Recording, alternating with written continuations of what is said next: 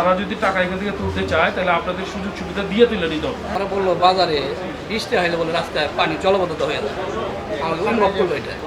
কিন্তু খাজনার বেলায় তারা 100-100 300 দোকান আপনারা সবাই মিলেমিশে এই বাজারটারে কেমনি উন্নত করা যায় আপনারা ওই ব্যবস্থাই করবেন।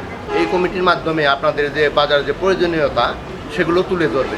যেহেতু এই কমিটিটা এইমাত্র আপনার স্থগিত করছে সাবেক যে সভাপতি ফয়সাল, ব্যক্তিগতভাবে বলবো তাকে অনেক অনেক পছন্দ করে পৌরসভার অনেক দোষ আছে। পৌরসভার দোষ হলো তারা এই 4 ফিট জায়গা 70 টাকা করে তারা নির্ধারণ করে দিচ্ছে।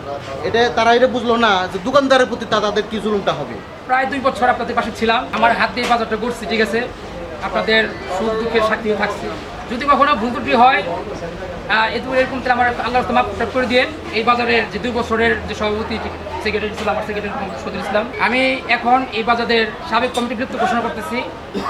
বিলুপ্ত ঘোষণার আগে নতুন কমিটি করার পূর্বে আমার নেতা প্রাণপ্রিয় যুবদলের সব সিনিয়র নেতৃবৃন্দ তাদেরকে একটু কমিটি করে নতুন সদস্য কমিটির জন্য আমি প্রস্তাব গ্রহণ করতেছি। আসসালামু আলাইকুম। অনেক কিছু করছেন আপনি, বাজার নিয়ে অনেক খাটছেন। বাজার তো বেতন দোকানদার আমরা দেখতে আছি আপনি অনেক কিছু করছেন বাজার নিয়ে। পুরো বছরের দোকান করি, যে ঈদের সময় আমাদের দোকানগুলো ভাঙে দেয়। ভাঙে দেওয়ার ফলে আমাদের তিনটা ক্ষতির সম্মুখীন হই। মানে আর্থিকভাবে নতুন করে দোকান করতে পারি না, ঈদের সময় আমাদের অনেক লস হয়ে যায়, আর আবার নতুন করে করতে হয়। এই জন্য আমাদের দোকানদারের জন্য এটা বড় একটা কষ্টের সাধ্য, অনেক দুঃখ কষ্ট না। আমরা চাইতে আছি যে আপনার দোকানদার সবাই ওই সাইডটার জন্য ভাঙানো হয়, মানে এটা আমাদের অনুরোধ থাকবে। আমরা চাই এটা কমানো, খাজনা কমাইতে হবে। আগে কত ছিল আর বর্তমান কত? আগে 50 টাকা ছিল, এখন বর্তমানে 70 টাকা করছে। আবার জায়গায় জায়গায় 100 নেয়। আমরা আগে 30 টাকা 40 টাকা ভাড়া দিই। ইনসিটেন্ট যে ভাড়াটা আমরা ধামরাইতে কখনোই, যে আমি আজকে 2011 সাল থেকে ধামরাইতে থাকি, কখনো দেখি না যে ইনসিটি আবদুরা ভাড়াই নির্ধারণ করে। আবার ভাড়া যদি বাড়ায় বাজারে ডেভেলপ করতে হবে, দেখা যায় বাজারে একাদু পানি ডুবে যায়। আমি আর আগেও বলছিলাম যে এই বাজারটার সমস্যা হচ্ছে এখানে যে প্রোডাক্টগুলো আমরা বিক্রি করি কাঁচা বাজারে, এগুলো সোনোটেক্স দিয়ে দেয়, তার ওয়ার্কার ব্যবসা বিক্রি হয় না। এমন দিনও যায় একজন ব্যবসায়ী 300-400 টাকাও বিক্রি করতে পারে। এবং যারা এই খাজনাগুলো উঠাইতেছে, এর আগেও যারা উঠাইছে আর এখন যারা উঠাইতেছে, তাদের সাথে বিহেভিয়ার, তাদের যে আচরণগত, তারা মনে করতেছে যে এই খাজনাগুলো যেভাবে উঠাইতেছে তারা ডাইরেক্ট চাঁদা উঠাইতেছে। এইটা এমনভাবে সরাইতেছে। আর আপনার ধামরাইতে যে লোকগুলো থাকে, প্রতিটা গ্রামের একজন করে কিন্তু লোক এই ধামরাইতে, বাংলাদেশের প্রতিটা গ্রামের একজন লোক থাকলেও আপনার এখানে আছে। এটা কিন্তু টোটালটা বিএনপির, আমি বলি টোটাল বিএনপির জায়গা, বা এটা যে বিএনপির কাঁধে কিন্তু জড়াইতেছে, যে এটা মনে হয় বিএনপির লোকেরা খাইতেছে। আসলে কিন্তু বিএনপির লোকেরা কিন্তু জানেও না যে এখানে এই ঘটনা হইতেছে। এইটাই আমার মূল কথা ছিল। আমাদের আটমানি বাইরে থাকে, কাস্টমার আমাদের এদিকে ঘুরতে পারে না, আমাদের ব্যবসা কেনা হয় না।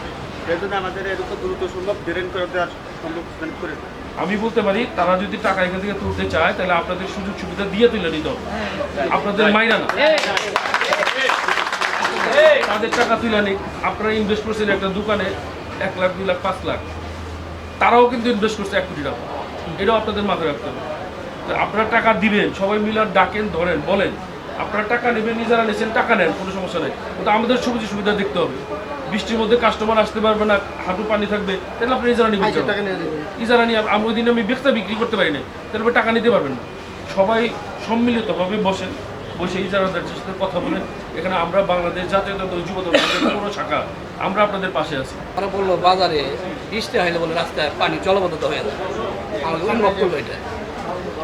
কিন্তু খাজনার বেলায় তারা 100-100 খাজনা থেকে নিব, কিন্তু বাজারের পরিচর্যার ব্যাপারে তাদের কোনো অবগতি নাই, তা জানতে পারলাম।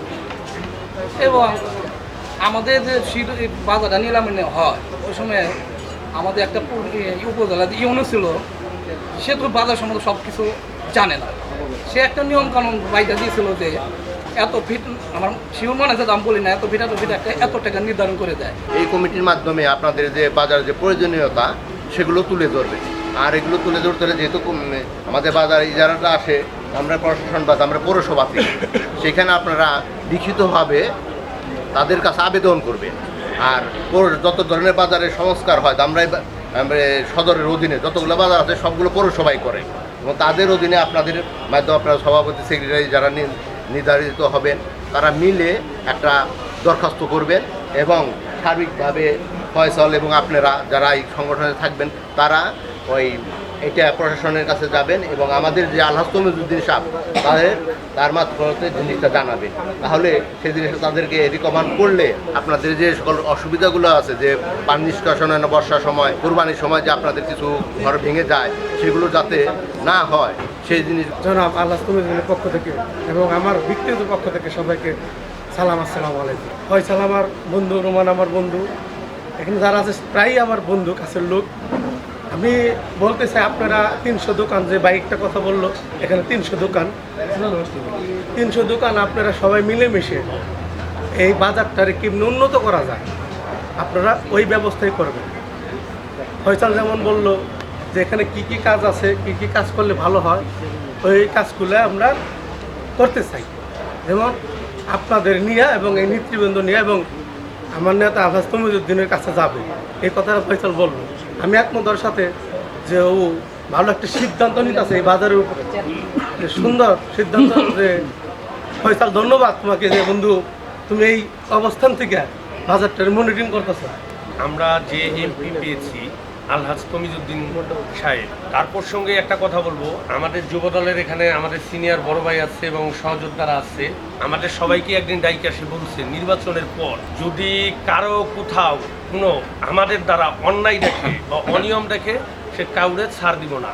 তার আগে জনগণ দরকার, পরে নেতাকর্মী। তাহলে আমরা অবশ্যই একটা ভালো এমপি পাইছি। আর আপনাদের যে সাবেক যেহেতু এই কমিটিটা এইমাত্র আপনার স্থগিত করছে, সাবেক যে সভাপতি ফয়সাল, ব্যক্তিগতভাবে বলবো তাকে অনেক অনেক পছন্দ করে কমিটি সাহেব। পৌরসভার অনেক দোষ আছে। পৌরসভার দোষ হলো তারা এই 4 ফিট জায়গা 70 টাকা করে তারা নির্ধারণ করে দিচ্ছে। তারা এটা বুঝলো না যে দোকানদারের প্রতি তাদের কি জুলুমটা হবে। এখানে 3-4 ঘন্টা দোকান হয়, আগে 50 টাকা ছিল, তারা 50 টাকা করতো, কেন তারা 70 টাকা করে দিল। এখন আপনাদের যারা আছেন, যারা নতুন কমিটি আছেন হবেন, আপনাদের যারা দোকানদার এখানে যারা আছেন, সবার একটা আবদার থাকবে নতুন কমিটির কাছে। এখন আপনারা কি করবেন, 2টা আবেদন আপনারা মনে করেন যে 2 জায়গায় দিবেন। একটা হলো পৌরসভায় দিবেন, একটা হলো বড় বড়, আর একটা ডাইরেক্ট আপনারা সবাই বাজার সবাই যাইয়া এমপি সাহেবের মহোদয় দিবেন।